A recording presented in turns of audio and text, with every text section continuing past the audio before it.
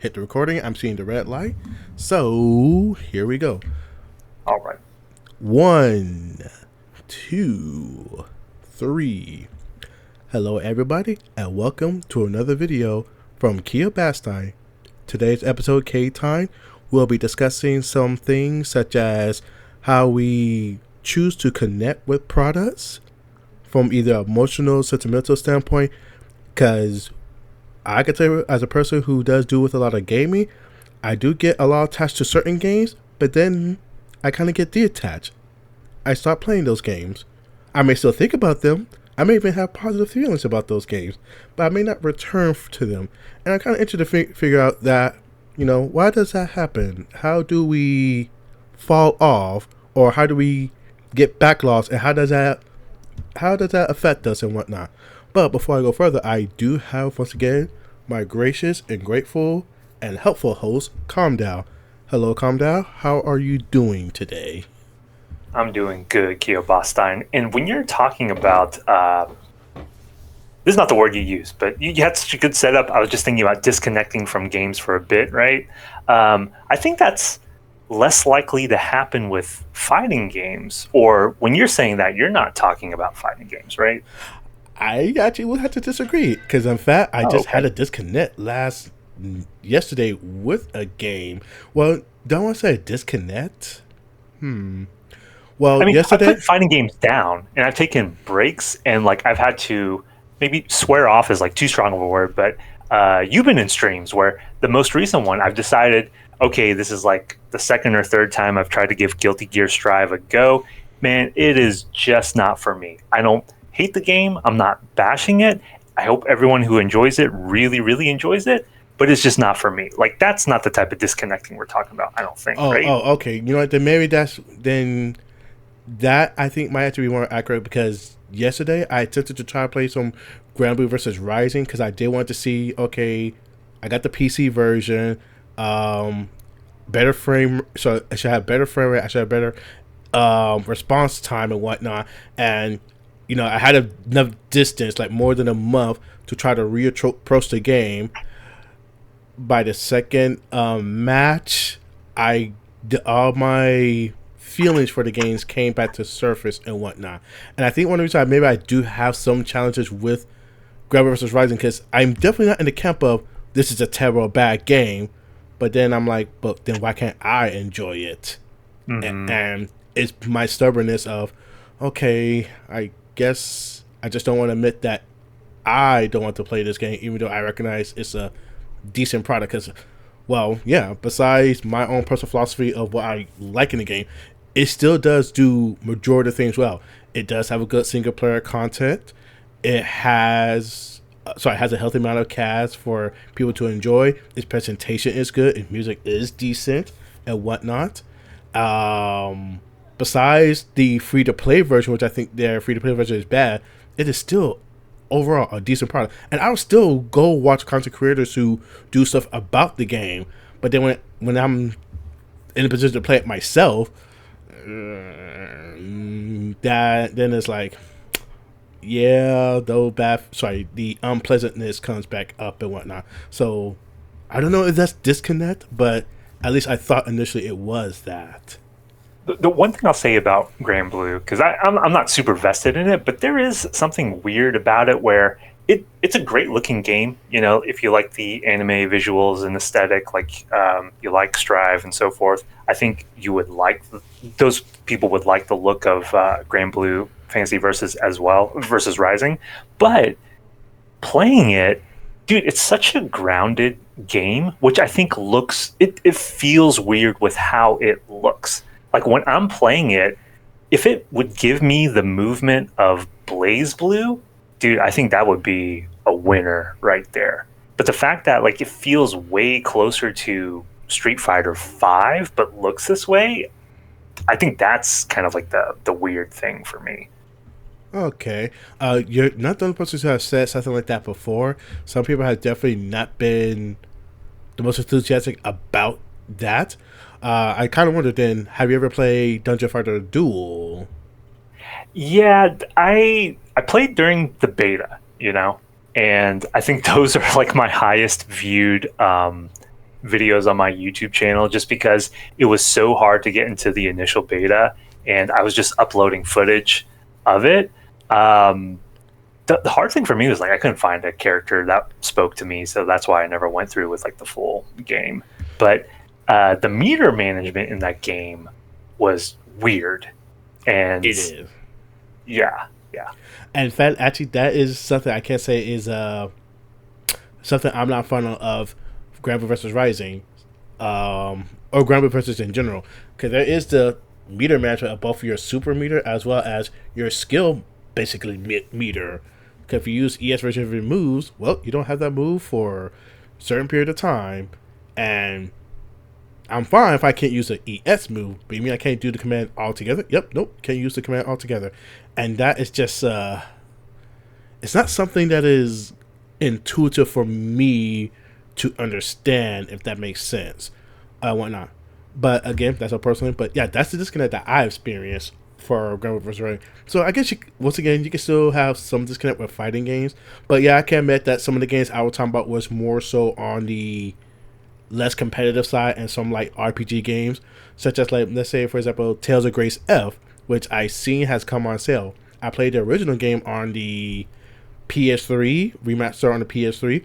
Apparently, the game came back was originally released on the Wii, so quite an old game, surprisingly enough. But for an old game, it has an art style that holds up. But either way, that game had just gone on sale, and I am kind of intrigued to get Tales of Grace F remaster.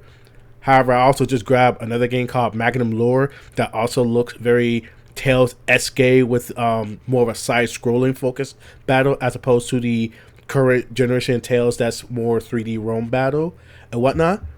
But then I'm like, oh wait, now whatchamacallit also just added more characters and dungeon fighters. That's a dungeon fighters. Dojo Masters. Actually, have you ever played Dojo Master before? I have not.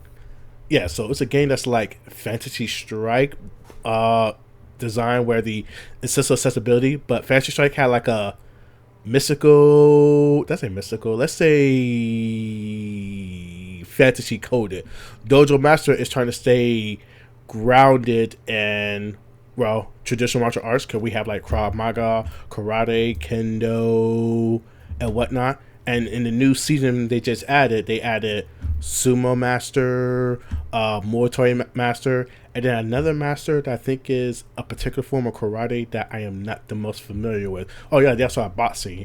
So I want to add that to my list, even though there are many other fighting games I also want to get into. So yeah. I mean, so two points real quick. One, just a real quick aside on Fantasy Strike. Do you think them not having a crouch in that fighter helped at all to make it more accessible? Yes and no. I have to say yes and no. The reason why I say first yes is because I have to admit and bias, I'm firmly in the camp of less does mean more and whatnot. And basically you don't need a crouch in that game, because the whole point of having like a crouch or like different forms of attacking is to like accommodate certain things. Sorry, let's say accommodate. Let's say to do certain things, like crouching. Maybe you. Well, hold on. Now I'm thinking about it.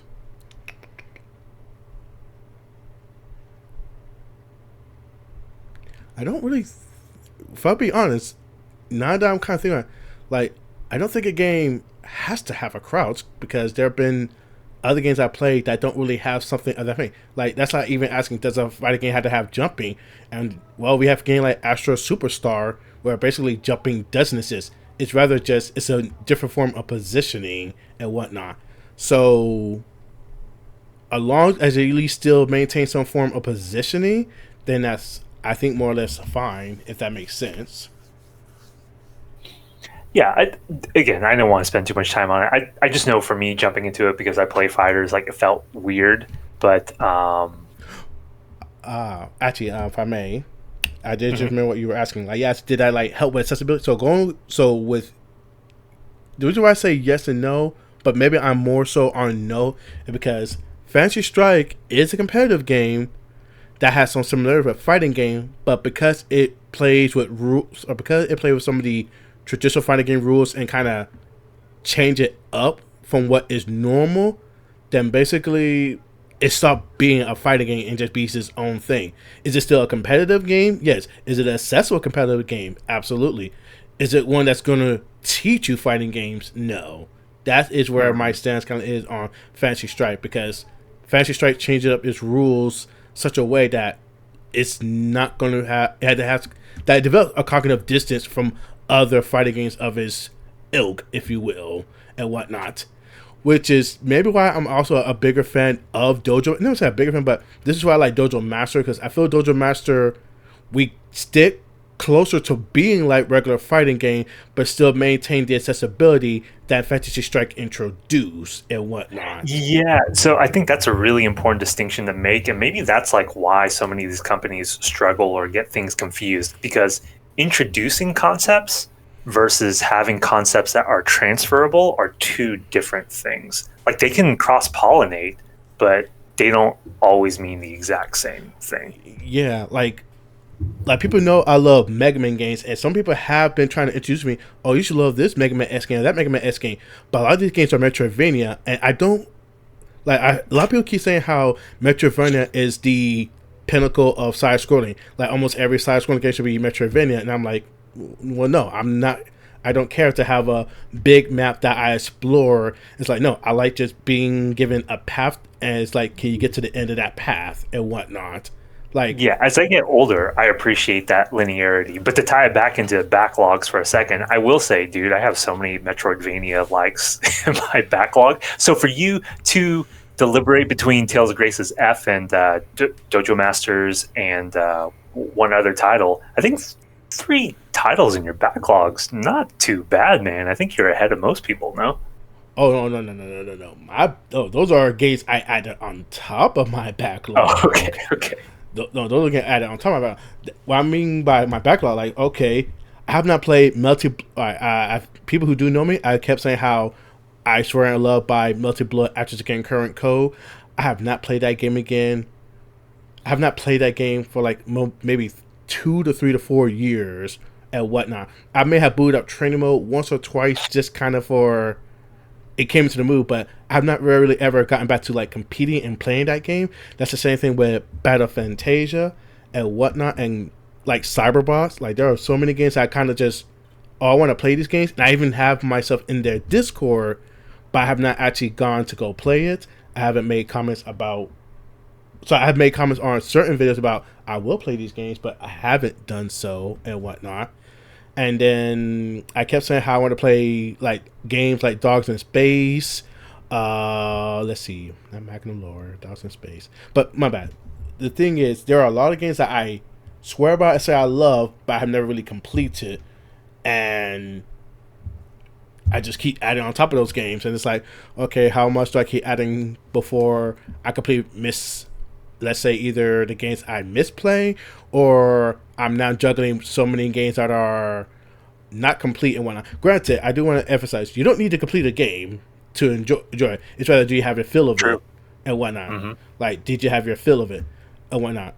So, but thankfully, a lot of the games I do kind of hold and love are games that can be completed in a few settings and whatnot. Also, a lot of the games I do like are still like score attack games. Like, one game I want to try, I keep hearing so many people swear by it, so I bought it because I heard so much great things about it. It's called Assault Cactus. Assault Cactus, I think that's his name. Yeah, Assault Cactus. So I like really want to try that game because I heard so many good things about this one. So there you go. Assault Android Cactus. Like, if you like score attacking, I'm hearing this is one of the best score attack games to ever be made and whatnot. For storytelling, I'm heard that you have to play. I forgot the game. It's from Vanillaware. I forgot their name. Can't believe I forgot their name. 13 Sentinels. There we go. 13 Sentinels. Yeah. Like, I heard it was either that or Overlord Unicorn, like one of those two. They're both well received. So I heard Overlord Unicorn is not great story, but the gameplay is so phenomenal. Since it's based off Tactics Ogre, which I keep hearing is also one of the like masterpiece of Square Enix that's unsung and whatnot. But once again, I can't attest to that and whatnot. Because shoot, my favorite Final Fantasy game is Final Fantasy, I think 4, and even then, I don't think that's considered. Well, sorry, that's the one that I love a lot. Then from there, it'll be Crystal Chronicles. So, but either way, I haven't tried Unicorn Overlord. I do see the art style, and the art style does look great. But yeah, 13 Sentinel. These games aren't my high priority, but it's like, well, I hear these are just the masterpiece you can't miss and whatnot. So I'm like, okay, I guess I'll put it on my radar, but then my radar gets big because I keep adding on top of other stuff and whatnot. How have you been handling your own backlog? So I can definitely empathize, right? So I'm not shaming anybody, and I think in like the gaming sphere, most people are in this exact boat. I can say like in the past couple years, I've been pretty um, not bulletproof, but I've been holding off on like adding to my backlog. And anytime I see like a title that is kind of tempting, like Tales of Grace's F, as much as I do want to explore it, all I have to do is like think back to like two consoles that I really don't touch that much these days, which are my PS4 and my Switch. And dude, I have so many JRPG titles on there that I think it's like a solidifier that I really can't be buying JRPGs until I at least complete one of them. I think like the last JRPG that I beat was Xenoblade Chronicles 1 Remaster or whatever that title was called. And it was a great experience. Like I really, really enjoyed it. And I have Xenoblade Chronicles 2 that I just haven't dabbled into it. And I think it's just because so much of my gaming time these days is mainly on the Xbox. And also I enjoy being able to dip in and out like the gameplay sessions that I allow myself to have with fighting games feels manageable with my schedule.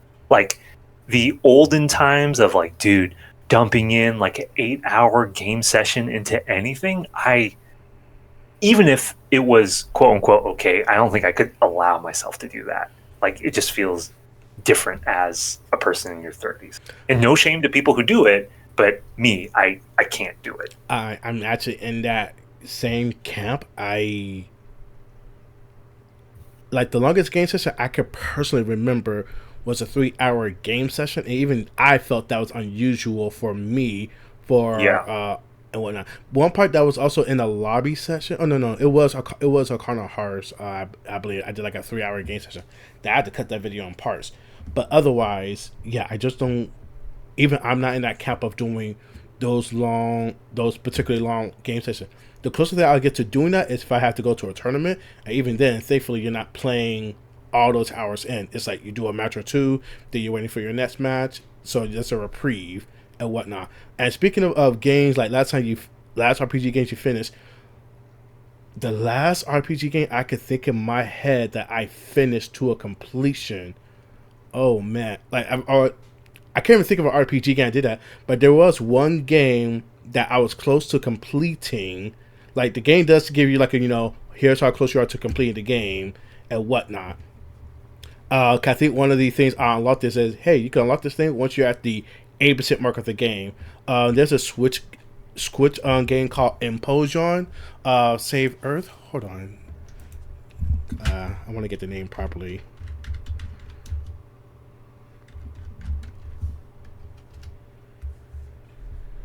All right, I won't worry about the name, but there's a Switch game called Imposion. I think like Last Remnant of Humanity or something like that, and that was definitely like maybe a year, no, more than a year ago, like maybe almost 2 years ago, that I got close to nearly finishing that game, but then got distracted by something else, and then just never really came back to that and whatnot. And most of my RPGs, I could tell right now,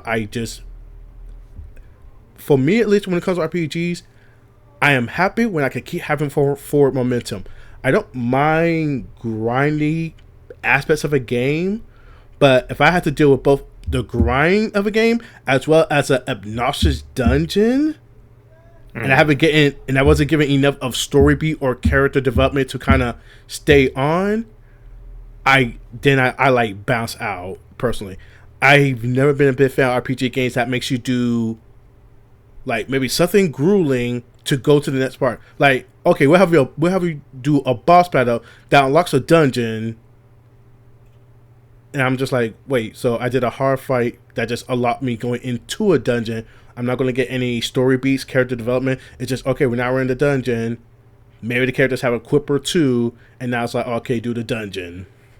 Yeah, like I've realized because a common gaming trend now is like all these love letters or tributes to older titles, and I think in like the indie JRPG sphere, like everyone's trying to do like their version of Chrono Trigger, right?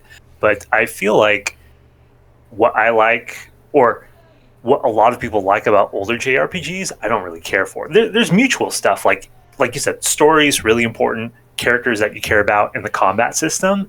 But yeah, I like fighting bosses. Dude, I don't really like dungeon exploration, which is like a huge component of them. And I do not like puzzles. So not taking a step away from JRPGs for a second, but every time like Resident Evil stuff comes out, and first of all, I'm like a wuss with like horror games, but I played Resident Evil 4 a ton back in the day because like that was like its first foray to becoming more action oriented, right? Yeah, that was the first one I ever completed too, and I can say really enjoyed the game. Is it a horror game? Barely, but is it a good game? Absolutely.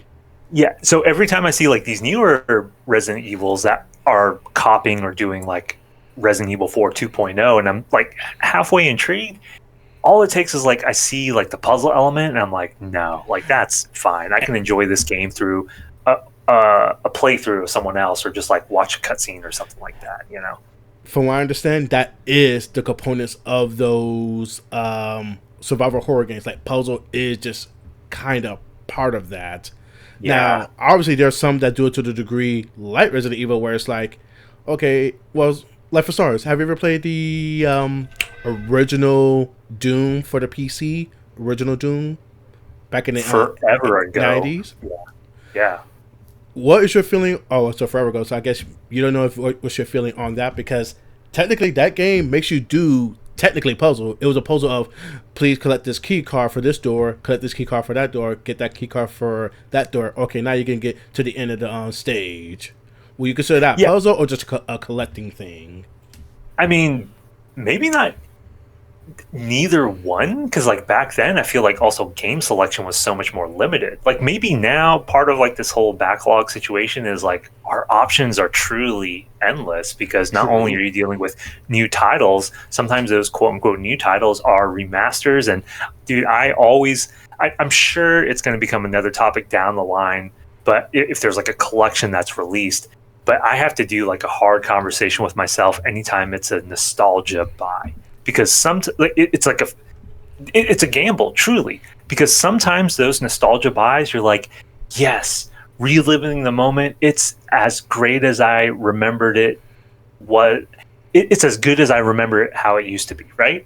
And then other times, for example, Kingdom Hearts, that collection, when I bought the Kingdom Hearts all-in-one and I played through it, I'm like, man, that was such a good memory in the past. I probably should have left it there, because like it's just not hitting with who I am and where I am now. Yeah, the nostalgic of like the thing of, oh, I like this thing back in the past. And in fact, that's actually what I am afraid about when going back to visit Multiple Atchika and Kuroko. Like there was a time that did consume my life. I was part of the community. I was even put like in the community tier list and ranking. Like I was known to play the game, and I was like deeply involved in the community in there playing that game. But once I kind of either start doing other things, start doing other games, when I took a break, and then that break got longer, and now it's like I think it's even more than 4 years since I played Multiple Atchika. Like I did uploaded videos on my YouTube channel roughly almost around Multiple Atchika and Kuroko. Like actually I want to explore that. Yeah, I know. Sorry, I hope you don't mind me like doing this, but no, yeah. go through it and take your time. And I'll just say that as you're digging that up, I think like again, there's no problem of moving on to other things. Like I don't think anybody should pigeonhole themselves and like force themselves to be like, okay, well, I was like this dedicated and hardcore for, if it's not Melty Blood, it's any other title, right? And then they're like, I have to keep being this thing. That can't be healthy. Like, that can't be the way to go. Because, like, us as people, we're never just that one single thing. Yeah. And I understand there's branding, and, you know, for content creators, like, I think it was you who even mentioned it before, like when some streamers or content creators try to explore and pivot to other things, sometimes the audience doesn't resonate with that. But even more than the audience, I think it's usually like the algorithm. So it's like this circular loop of nonsense and just like more stress and anxiety. But I can also say that, and this was like my point when I was giving up on Strive again for the second and third time, dude, you just never know. Like, in another year's time, maybe there's some amazing DLC character, and I would never believe it, but like Strive becomes my primary game, and I'm like, oh man, like Strive is the best fighting game ever. Like, forget about 3D fighters. I don't care about them no more. Strive is what it does for me. It's very hard for me to imagine, but who knows? I've had like weird and crazy gaming journeys with other titles, that not only titles but certain character archetypes. As much as I like grapplers now, dude, I would never have imagined myself to enjoy grapplers like when I was in junior high or high school and stuff like that. All right. If I may. So wait. So actually, yeah, I think now that you should mention that, yeah, like I also have made a bad habit of having expectation of like, well, I need to have this type of character in order to enjoy a fighting game or a game of that nature. Like, well, I need a character to have the best defensive options, or either be a slow character or a zoner and whatnot. But I have started to realize that, okay, I can play a little bit outside of that. Like, I usually go towards ninja characters a whole lot. Cause I always kind of assume, well, they're a ninja character, they gotta be rushdown or something of that equivalent. Because speed is just used for rushdown. But then realize, oh wait, you can actually use speed just to be evasive. You don't have to be a rushdown character and whatnot.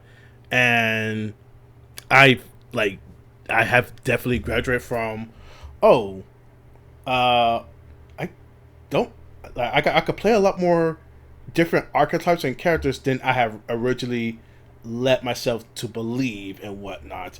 And yeah, that definitely was. So, and I guess just to slightly go back to Melted Blood. So yeah, like I see in my backlog, like in like 6 years, like 6 years ago, I did a lot of just Melted Blood match videos and whatnot. Still other game, but just a whole lot of Melted Blood. So I'm going to say within like 5 or 6 years, that's the last time I played Melted Blood.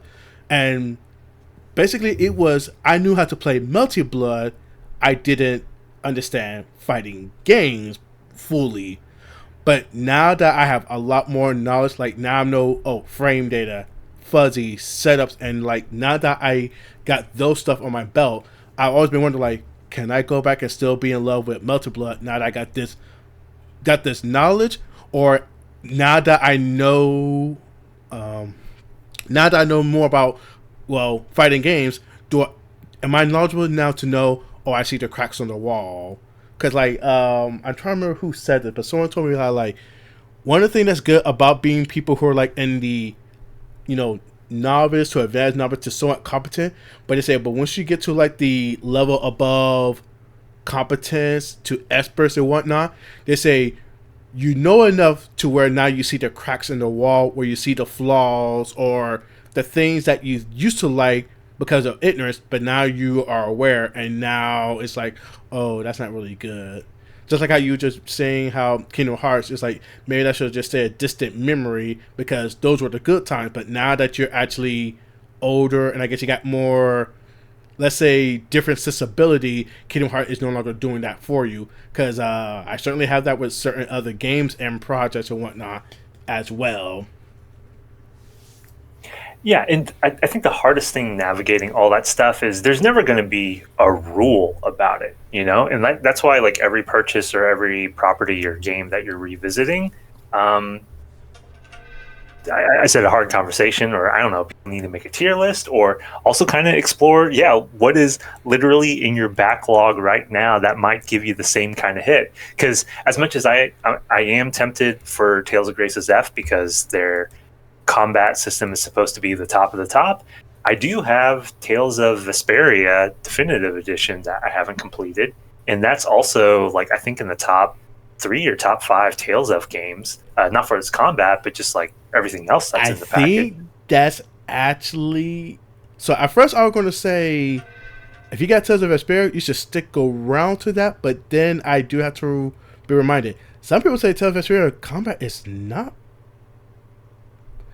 is not terrible, but it's not even really considered tolerable either. I will say, dude, it does not feel good. So my Tales of Because I Experience actually tried it and it did not hold up. But I'm sorry, go ahead. Yeah, I think we're on the same page, man, because I think my first experience was growing up with gaming and being exposed to JRPGs. Like on the PS1 era, the most I played was the Final Fantasy titles. I played offshoots not the right word, but like stuff like Legend of Dragoon. I got to experience and appreciate that. But I never got to touch the Tales of series, even though I read about them in gaming magazines. But Tales of Symphonia, I think, was a big one for lots of people on the GameCube, right? And then I had my gaming hiatus, and then I got back into it with Tales of Berseria, which some people say is like a little too edgelord, try hard with like the darkness of the story. Dude, combat system was really, really fun. If you stick with just the main girl, I'm blanking on her name, Velvet, you might be misled to believe that the combat's just very button mashing E. Okay, but the kits of the other characters, like, it's pretty in depth, man. It's a good combat system, and unfortunately, Tales of Berseria is like a prequel in the storyline to Tales of Zestiria. So I was like, man, I love Tales of Berseria so much. I should go back to Tales of Zestiria, but that's like the bottom 2 title that most everybody agrees on. And it doesn't even do anything outright bad. It's just dull, man. We talk about characters that you care about. You cannot care about the cast. Like, terrible, lukewarm protagonist, unfortunately. So now maybe this is where I'm going to get crucified. I played Tales of Zestiria, not to completion, but I have played it. A few things I want to comment out to you on. So since we just commented Zestiria, I have played Tales of Zestiria. So I don't understand the initial full-on hate for it, and I have played the game with the characters. Is it a very slow beginning? Absolutely, I could say that. Absolutely, I could definitely say that. I actually don't hate the characters personally because, like, is the main character very milquetoast? Absolutely, but I'm also looking at he's the vehicle of exploring what the world is about because he doesn't understand everything. So that's why we make him so dull and not knowing so much, because we are about to not exactly insert ourselves, but it's rather just as we're learning about the world just as he's learning about the world and whatnot. And thankfully, it's everybody else around him that stays somewhat interesting that I think helps it. However, here's what I will say: Zestiria does fails in this regard. I would say this may even also ties to maybe Tales of Grace's F as well. The onboarding before, all right, we think we taught you enough. Now we'll just let you enjoy the game and just, maybe add a mechanic here or there after a few points. Tales of Zestiria onboarding was terrible. However, you want to know what game also onboarding was terrible, but it's also beloved? Ni no Kuni: Wrath of the Witch. I was very invested in Ni no Kuni: Wrath of the Witch. Like the beginning, the starting off and everything, like it had a good pace going on. I'm not gonna say Zestiria's story was great, but it wasn't inoffensive either, I guess, like you said. But what bounced me off of Ni no Kuni: Wrath of the White Witch, I was like 4 hours in, cool, alright, so I'm kind of getting used to these game mechanics and whatnot. Alright, so now we want to add this other mechanic into this, and instead of just, alright, we teach you, you do it maybe once a few times, alright, move on. No, we're going to dedicate a whole dungeon to you practicing this one thing we taught you, and we're not going to really deviate it, we're just going to make you do it through a lot of repetition. That's kind of crazy, man, because I know that... Alright, cool, I'm out. That's because it's like, I do like these characters, and... Sorry, before I go further, excuse me. This is the problem of not having faith in the audience to like, okay, we think you got it. We're just gonna let you do it. They're way too concerned. Sorry, it's like how people say this is the problem of the, I guess, excessive hand holding and whatnot. And I'm gonna say, when I look at Tales of Stare and when the time it came out and a couple of other games, it's like this is the time where gaming gotten much bigger, and because it's so much bigger, they prioritize how to make sure there's the least frustrating experience so people can just enjoy the game. So, I guess the thing I want to say is, when I finally got over the onboarding part of Tales of Hysteria, the combat was like, wait, is this Tales of Grace combat? Wait a minute, this is Tales of Grace combat, but also even somewhat expanded on. And actually, yeah, it looks like it. Now they expand upon it by adding characters who can combine like other characters. Like you could do character fusions and whatnot. I'm like, oh, this is kind of interesting and whatnot. But no one seems to talk about the comment. It's just, oh, these characters are bad, or if I understand, I guess people are upset the fact that, I guess, like, there are, like, 2 characters, and I guess, like, you played Hysteria to completion yourself? No, I haven't, no. All right, well, you know, let me not say Hysteria. To go back to Tales of Grace F, though, onboarding is not as bad as Hysteria, nor is it as bad as Unicorn Wrath of the Red Rich, but I can't say it's great onboarding. Now, I don't know if the current remaster fits that, but one of the reasons I have problem with the onboarding when I had for the PS3 was when you do play Tales games, there's like 3 ways they give you the control. There's like the full automatic where basically it's an AI mode where you tell the AI to attack, and basically the AI like maybe 70% of the time do attack, but they'll rather make their own decision based off the current battle state. Then there's semi-auto where you're allowed to control the character and press attack, but let's say I press the attack button but I'm not near range, then the AI will make sure to get in range and then do the attack and whatnot and everything. And then there's a full-on manual where everything is in your own control, which means I can attack and even do with attacks and whatnot, with my attacks and whatnot, which is the preferred way to play the game. But when you start off playing Tales of Grace F, you don't get manual mode till you reach like chapter 2 and whatnot. Yeah, that's kind of tough. I don't even think I'm like forcing the connection here, but we talk a lot about how fighting games aren't great with their tutorials, or fighting games are kind of terrible in general with like teaching their players. And maybe the complaint is there's not enough hand holding there, but the tutorial systems in other games are not great either. And the balance of holding your hand too much in like JRPGs, or just like dumbing things down so simply, like if you play any first person shooter, like the beginning stage has you looking around and like hopping over a hurdle, and it's like almost insulting to what you were saying, like they don't trust their audience members to kind of just pick up and play and like mess up as you go, right? But Keobastein, looking at the clock here, man, I think we do got to wind this down. What direction you want to go? Do you want to keep staying on point on JRPGs, or would you like to go back more broadly on backlogs in general? Let's go ahead and do backlogs a little bit in general, because I do want to say something in regards to, like, when it comes to, let's say, recommendation and exploring stuff, like Tales of Grace F. This is what I want to highlight that you mentioned about that, if you don't mind. Like how you mentioned when you're playing Tales of Berseria, and I guess surprisingly being edgy, but I think that's actually kind of a byproduct of like the themes of, like, if I may, are you familiar with, I am going to go on a tangent, but you're familiar with the Zelda games, correct? Zelda, let me say Zelda Breath of the Wild, right? Yeah. So that game is considered prolific. Oh, sorry, my bad. No, go for it. Sorry, like that. I have not played the game myself, but apparently people really loved that game, and it got very big.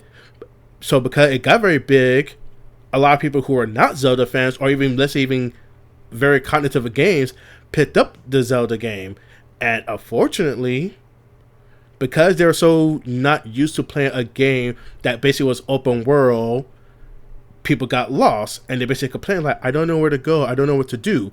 And one of the reasons why that happened was because Breath of the Wild took the approach of, we're going to give you suggestions, but we're not going to tell you what to do. And that's the thing that made Breath of the Wild kind of beloved, because Zelda and the very first original Nintendo games, they were basically open world games. You didn't have a linear path. When we got to N64 Zelda, that's when it basically was very linear. You're going to go this route, go that route. We're going to basically not allow you to go open the world until a certain threshold. And then that's where a lot of the people who like the original Zelda were disappointed. So Breath of the Wild decided to go back to, as soon as you start the game, the world's open to you, and we do subtle suggestions, but otherwise you don't need to go the path like other prior games where we gave you a linear path. So when people did play Breath of the Wild, when people who are not used to that play Breath of the Wild, they're like, I got lost. So Nintendo, when they did what's it called? Twilight Kingdom? Oh dear, not Twilight Kingdom. No. Tears of the Kingdom. Forgive me. Tears of the Kingdom. Tears of the Kingdom, they went the route of, all right, we're going to just then do hand-holding. And now people who love Breath of the Wild hate Tears of the Kingdom because then hand-holding is so strong. And I guess the thing I want to realize, that's kind of the challenge that developers have. Mm-hmm. Finding that balance of, when is it too much and when it's not too much, and it's usually because it's the feedback. And I think the reason why is because Breath of the Wild became so big because so many people just loved that, because it was going back to like if anything, the back to basic, back to formula. But because some people are just, I need a guiding helping hand, that they had to, like, there are people who really said they fully on got lost with an open world game because, or how, excuse me, how, no, this happened. I'm about to go on a tangent. So when I do look at, let's say, Tales of Berseria and its edginess, I think that was a response to Tales of Zestiria, which was a lot more, I'm not going to say melancholy, but try to be a bit more of a hopeful, not so depressed like story beat, if you will. At least that's my own personal head theory. But besides that, another thing also about Tales of Grace F is, you mentioned how in Berseria different characters felt different and interesting. Tales of Grace has a healer that's actually fun to play. I don't know if you ever played games where you can play the healer, but usually playing the healers are not generally considered fun. Yeah. But Tales of Grace F, the healer is fun to play in that game. In fact, all the characters felt fun to play. I felt it was interesting to go back and play other characters. Usually I would just stay with the main character. So that's a testament to how good Tales of Grace combat system, that everybody felt fun to play, in my opinion. Yeah, as you were saying that, I was trying to think how the healer in Tales of Symphonia played, because I'm pretty sure it was the teacher character who was the healer in that game, but I really don't remember the mechanics. She was a teacher, and she doesn't really get anything interesting to do until much later down the line. Like, she didn't really get to have a practice role. She was basically, I hang back and I just kept doing healing and maybe skills and debuff. But earlier I was saying how in Tales of Grace combat system, like, you're not allowed to just do attacks. You have to like earn your right to do special. You know how fighting games, how you want to do your special, your super restoration, you need to first build up your meter. Tales of Grace basically has a similar mechanic like that, where you need to build up a certain particular meter, and that meter does go up based off, did you block an attack? Did you perfect dodge your attack? Did you complete your combo? Did your combo didn't get interrupted and whatnot? Did you change some things together and whatnot? And another thing I also did like is, when you do play the battle well, you don't just, okay, here's your experience points. Oh, how well did you do the battle? Did you do really good? Okay, we're going to give you a multiplier in the experience points you get, and multiplier of additional items. Like, you were basically incentivized to learn the game's mechanics, because if you kept playing the game well, we reward you more. It wasn't just, okay, you participated, so you get the, spirit point. No, like, every battle, like, even when I was grinding felt fun, because I kept trying to outdo what I did last time because the game says if you keep doing better, we keep rewarding you with Hmm. extra stuff instead of the base rewards and whatnot. Yeah, that's a really tough balance to achieve, but that makes it all the more special when you can find a game that does that for you. So that's awesome. Yeah, And so that makes a lot of sense why you would be so tempted to buy Tales of Grace's F remastered. yeah, actually, I'm gonna be honest, I'm probably kind of in my mind. I'm just going to get it just to get it because that's just how I feel. But yeah, so all right, before we go, yeah, we have gone a bit over that time, so that's what I did want to say about the whole like backlog thing. It's like finding what's really gonna hit right for you. Because I want to ask you something. Do you have something called comfort games? For the longest time, man, in these past couple of years, Warframe was that comfort game for me because you had so much mission variety. Obviously, people play long sessions, but Warframe's mission types, they could be like 5 minutes long, and that was great. But because I'm like essentially end game, and because I've taken breaks to like get myself back into that mindset of like, oh, grinding to grind by setting my own goals to grind. Um, I don't know, man. I think I'm okay. Like for now, I'm not swearing off Warframe. I'm not saying Warframe is bad, but I think I kind of lost my comfort game in Warframe at the moment. I could definitely feel that. If I had to say, there was a comfort game I did like, and one reason I just don't play it as often because it's kind of not easily accessible. There was this Nintendo DSi game called Superhero Ogre that I found way back in like 2013. I would just kept playing that game anytime I had downtime. It was such an easy to pick up and play game. It's like a side scrolling beat 'em up game, but you're just in one room and enemy just come at you at different angles and whatnot. It didn't have too many different mechanics, but that's also what made it kind of like if I didn't play the game for a while and then come back, it's so easy to like get everything back in. Sorry, it was easy to start remembering how to play the game again because there wasn't too much. Which is why I've always been a bigger fan of less is more because at the end of the day, I think we still need to accept the fact that yeah, these games are just meant to be fun and enjoyable, and Hmm. yeah, I can understand some sweat lures. Let me say sweat lore. I understand some people like I really need to go in hard and a lot to enjoy a game, but I do feel a game just needs to be just approachable and fun. This is why, like, if anything, the Mario Kart games are great, or some of the other. I can't think of the games from Mario, but yeah. But going back to my thing, Superhero Ogre, this DS game, that's kind of my comfort game. But because it's a Nintendo DS game and my Nintendo DS is damaged, and yes, I can at least say I do have an emulator on my phone, but that's not as intuitive as just open up a DS and loading up the game. If I gotta put it on my Exactly. phone, I gotta get to the app on my phone, boot it up, tell other things not to interfere, and then bring out a separate gamepad, and it's just like that's not very intuitive and whatnot. Do you own a Nintendo Switch? Yes, Switch I do. Yeah, so that's the reason why I felt the Switch is also very good because it's easy to find a comfort game on Nintendo Switch. Since it's so easy to pop it over and just look at a game and then pick a game. Actually, I do not have a comfort game that I can say Super Crush KO. That'll probably be my current comfort game and whatnot. Like that's a game right now that if I just boot up on my Switch, start playing that, I will really love that game.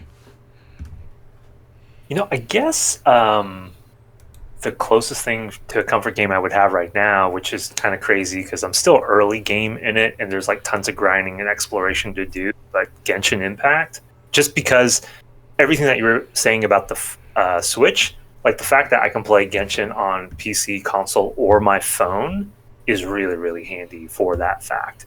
And there's like a couple of dungeons that the dungeons themselves are just like boss fights. I can do that, or I can go collect materials. I don't have to be super in the zone. I mean, the gameplay allows it with like team compositions and all of that, but you can be also kind of light and cozy with it. So I'm not trying to advocate Genshin as the cozy game for everybody else, but I guess that is filling the void at the moment. I don't think that's a bad thing. I mean, Genshin Impact has maintained its position as a very profitable and engaging product due to, well, its presentation, its character, its lore, and whatnot. And I have heard Dude, it's people still who making $30 like, million a month still. yeah, and like I hear people that who do so I heard that for people who do like some of the exploration and combat, it's like I heard that it's compared to like it's like having Breath of the Wild, Zelda Breath of the Wild combined with a character action game like Devil May Cry and whatnot together. Like I heard that's how people like compare those games, and from what I've seen, it looks like that is correct. Now these aren't like the peak of those design, but it's like those are the very good entry level barrier, which is why I think they're probably actually are good being the cozy category, because apparently like that's how approachable these games are. And yeah, I stand by that. If a game is approachable and you can start zoning into it immediately, that's a mark of a good game in my opinion. And I think that's why I have been pulling away from a lot of certain fighting games that just keep going so either far too much mechanics or something that just like, yeah, this just doesn't feel intuitive anymore. In fact, speaking of Street Fighter 6, are you familiar with the content creator named Broski? Yes. Are you about to talk about his Sagat video that he put out? Not Sagat video. Actually, it was a video mostly on his answering questions and questions and answer. And one person like made a question of like, hey, accessibility. The Street Fighter's modern mode has been it's like too OP, too strong, and it's like a problem. And he took that to go into diatribe of how like, yeah, modern mode is actually not very intuitive of a thing.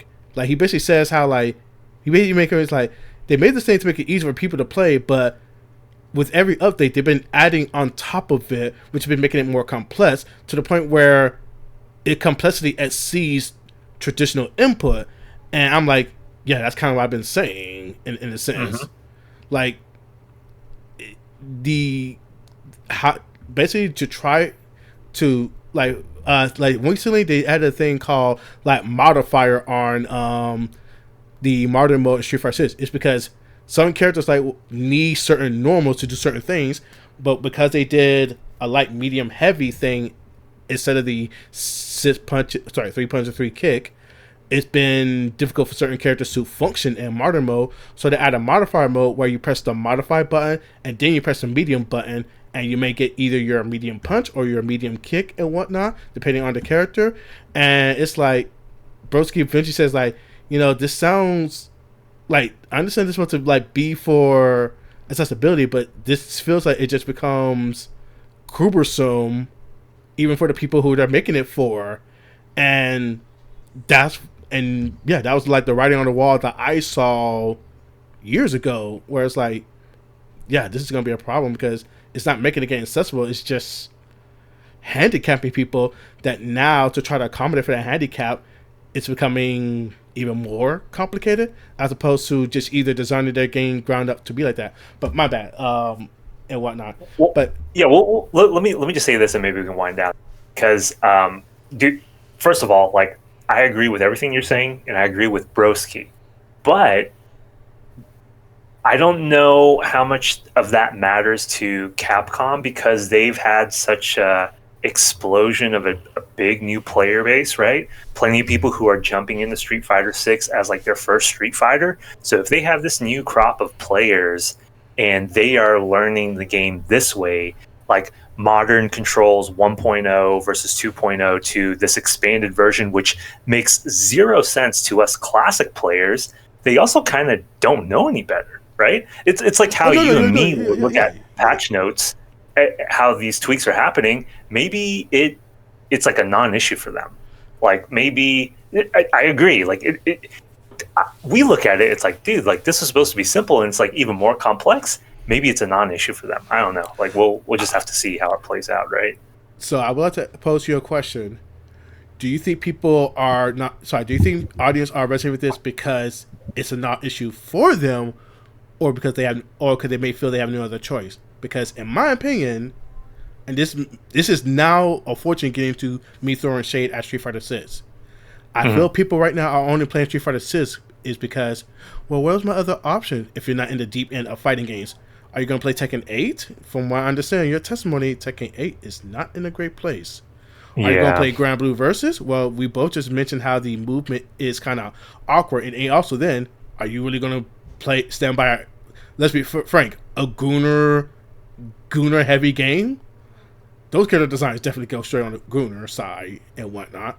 Okay, if not Grand Blue Versus Rising. And also, Grand Blue Rising does get very complex too as well.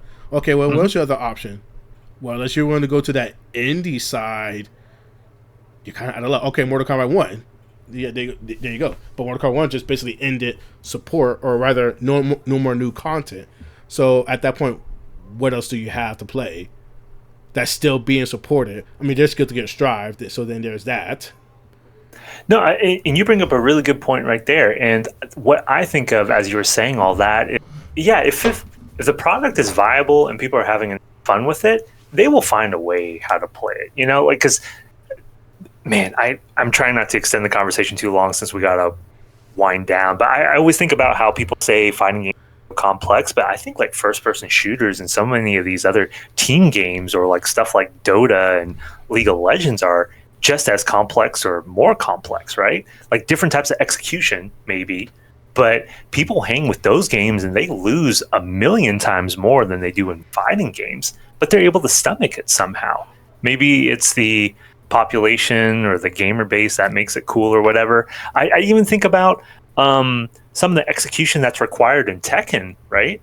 But there are more people, like I think back at the Sage Jam Slam where Tekken 8 has its own version of modern controls, and most of the contestants didn't use that at all. They learned to play Tekken quote unquote properly, and I was like, why are they willing to do that with Tekken? But I'm not trying to say that they should or shouldn't, but it's just like an interesting thing to note that I think it supports your idea that I guess people are more willing because as the premier and complete product, Street Fighter 6 is kind of it.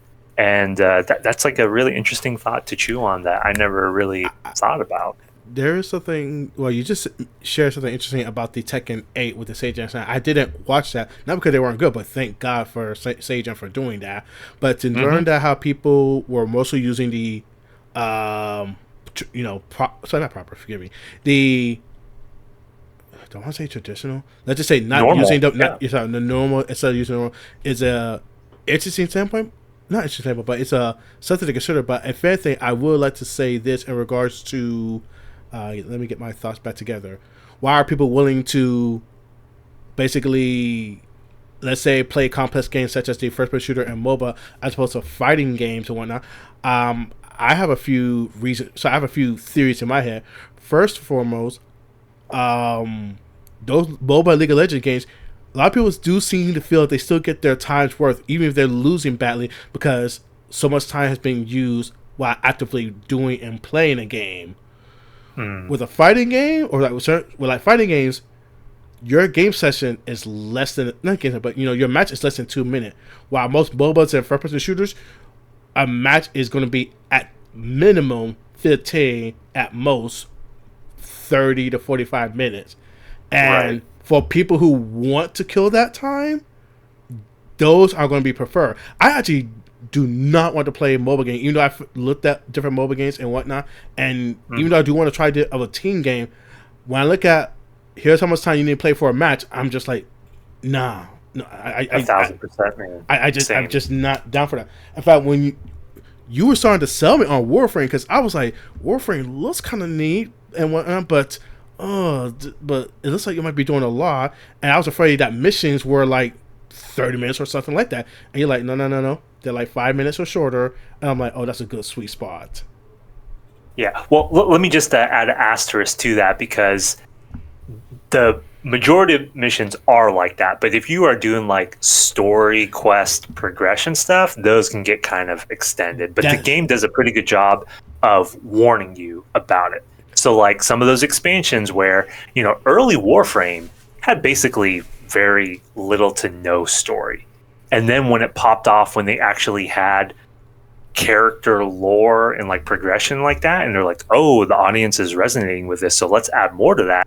That's when you have like the hour and a half long story type stuff. So I don't want you to be misinformed on that point. But as far as like the pop in and play, that feature is definitely in there for Warframe. I have heard that from testament from like a few other podcast people, so it's definitely in that, okay, this is something to definitely try into a rotation, in my opinion and whatnot.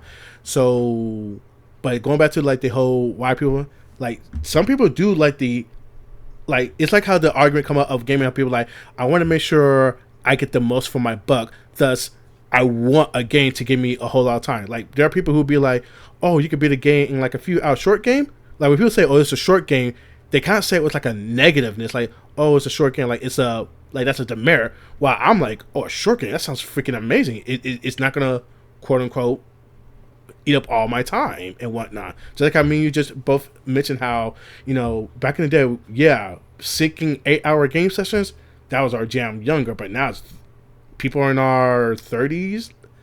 No, I'm trying to get a enjoyable game experience in less time and whatnot. So, but that's something that me and you feel. We're more sorry. Forgive me, any audience listener. This is not to say people are not in tune this up, but we at least know where our priorities are, and we're like, yeah, I'm here to enjoy myself, but I got other things to do, so I just want to, you know, manage my time with this and whatnot. And maybe it's not negative for me to say that, because right now people say they hate live service games because it's taking so much to just do, not live service game, but what do you call it, battle passes? Is that what they call them, battle passes? The one where you need to actively log in and do something, so many tasks just to get something else. And I'm just like, yeah, I'm just not down for that. But for certain people, they do want to make sure that they get their worth, and playing something and getting either current stop and lose with a high difficulty curve is less appealing, as opposed to playing a game that maybe has even a much more steeper learning curve, but you at least feel like you're actively doing something within that 45-minute time frame and whatnot. And then, as some people say, it is most of the things are team games, so you're at least kind of having a camaraderie of, well, if I'm suffering along together with somebody else and whatnot.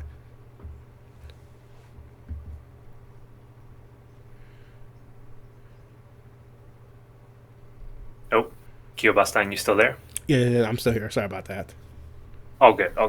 Yeah, and I think now, like with how I like to play, I don't like that. I like to be responsible for myself. So if I'm great, that was because I was good. If I was bad, like things are bad, I own up to that. I don't want to lose because of someone else, right? And I don't enjoy being carried either. Yeah, actually, that's the reason why I have also haven't really gotten to roguelites, because I don't like the fact knowing that I did well because I got a good roll, not because I overcame the challenge with my own knowledge of the game and my own abilities. If I just got some if I just tune my character to just where battles are trivial. Now, if you want a power fantasy, like if you just want the overpower fantasy, then, you know, props to people who enjoy that. But I like to actually just enjoy. No, sorry, I actually like. I do want some resistance and to be challenged. And from what I've seen with roguelites, a lot of people look to try to make builds that just trivialize a game experience, as opposed to be Candace master games, like Mega Man X games, like or the Mega Man games. A lot of times, generally, one of the driving factors is learning the boss masters or robot masters' weaknesses and whatnot. As a kid, yeah, trying to discover that was fun, but now I'm like, no, I'm just gonna beat these bosses with a regular buster. I ain't trying to learn their weaknesses, weaknesses to stun locked or whatever. Now let me just have a head-to-head battle with these robot masters with my buster and go right up from there. I enjoy that way more than, okay, let me use this thing to be their weaknesses and whatnot. Mm-hmm. All right, so for that, we're gonna go ahead and actually go and just wrap this episode up, since we are going quite a bit. But hey, CommDao, my friend, where can people find you? Yeah, easiest way is to catch me on Twitch or YouTube at COMMDAO. I guess, yeah, let's just focus on Twitch, because the YouTube I have it split. But yeah, Twitch, COMMDAO. Okay, cool, great. And people can find Keobastein on the current channel that you probably are listening to, but if anything, it will also be Keobastein at, actually, well, let me just bring this up. There we go. Yes. YouTube will be Keobastein. You should be able to just find that. You can also put Keo-BAS. That should also bring it up as well. And that's where you can find me. So with that further to do, thank you everyone for coming and joining us on this episode. We do appreciate it. And have a great fall.